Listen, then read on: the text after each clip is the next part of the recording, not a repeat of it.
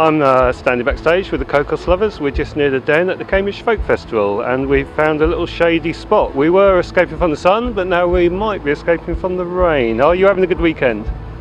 Yeah, it's been lovely. Yeah, it's been brilliant. Yeah, really nice. Had ups and downs with the weather. We haven't been here. Actually, we haven't been here that long because we were at a Secret Garden party, so we got here yesterday. You're one of those busy bands, right? Okay. And have you been looking out for anybody in particular to watch this weekend?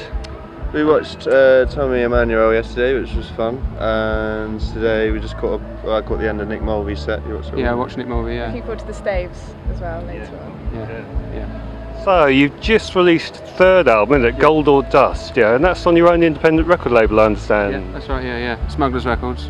Yeah, and that's come on now, Smugglers Records, hasn't it? Because you've actually held an event and things like that, haven't you?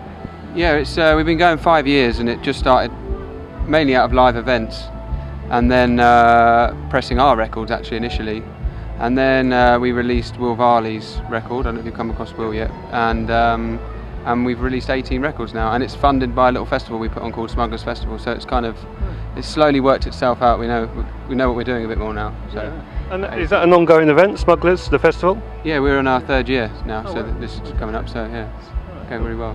And the new album, you're all from Kent, aren't you? Yeah, we're all from, most of us from a place called Deal on the Kent coast. Some of us are kind of like sort of between Deal and London, but yeah, we're all from there. And one member is from Northern Ireland. Oh God, yes. But you all seem to have brought such a huge, diverse range of influences with you to the album. As far as I can tell, it's just such a melting pot of loads of styles.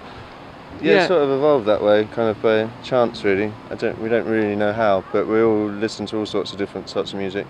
None of us really particularly into folk music when we started playing, like 5 years ago. But we all started picking up banjos. More of a busking reason, mandolins. actually. We went travelling as a. We haven't really written any songs or anything, but we just went busking and travelling for maybe 5 months around Europe. And it was more that reason as a street musician to go acoustic, Phil learnt to play the banjo, but then it's taken us, it's so much more easier to get gigs and all these other things, and then because you're not turning up with a huge stack of amps and stuff, and it's just evolved like that, and our love of world music as well, not strictly folk but more sort of worldy folk, I suppose. I think being so many of us, there's 8 of us, so there's obviously going to be a real sort of wealth of influences that kind of shape the songs, so that's kind of... I mean, one thing that seems to pop up a lot, there is an African sort of feel to some of it. I mean, obviously there's a real diverse range of African styles across the continent. Is there any countries in particular you focus on that you're attracted to musically? Well, I mean, I was particularly, in terms of songwriting, really attracted to West African and almost their lack of chords and very dronal music. So it's built around, and you can layer on, so you layer on the parts rather than necessarily changing chords all the time, so I was particularly influenced like that. Moroccan music as well. There's a lot of nice kind of banjos turn up in Moroccan music. South African influence, I think, as well, which is kind of has been maybe unintentional, the but harmonies, lots of people, harmonies actually. Lots of people say that we remind them of South African bands. Dave's got a bit of a slight Congolese vibe going on sometimes with his guitars. There's sort of little things that you sort of not necessarily conscious of, but then you realise where that's come from. Yeah, it comes from the record collection, but ultimately, it when it condenses down, we feel it's us. It's our little. Still comes back to Deal and the Englishness on top. So we don't. Yeah, hopefully don't overcook it a bit. But we love it. We love all that. There's so much out there. I think bands nowadays, whereas before you wouldn't have been able to hear all, 50 years ago, it wouldn't be so easy to hear all the music around the world. So we're going to be a bit more influenced, and it's a good thing, I think. And you've even got a saw, the hillbilly theremin. I've heard it referred to as. Actually, people, on a few of the reviews we've had so far, people think it's a theremin. They don't. That's one of the latest additions, I think. Tash playing a saw.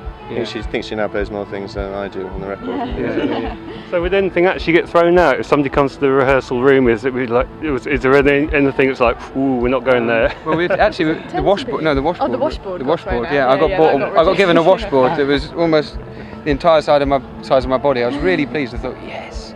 When I'm not playing guitar, maybe I can play this. And everybody was instantly rejected. I think the nice thing about the band, though, is that because we're all such good friends and we've been playing together for such a long time, we're all kind of really very easygoing about whoever wants to bring what sort of sound to the group. So it's, there's no kind of like ultimate decider that says, oh, we're not doing this, we're not doing that. It's very much a collective sort of writing process. Yeah. Well, thanks very much. Looking forward to your performance later on. Yeah, thanks a lot. Thank you very much. Thanks for having us. Cheers.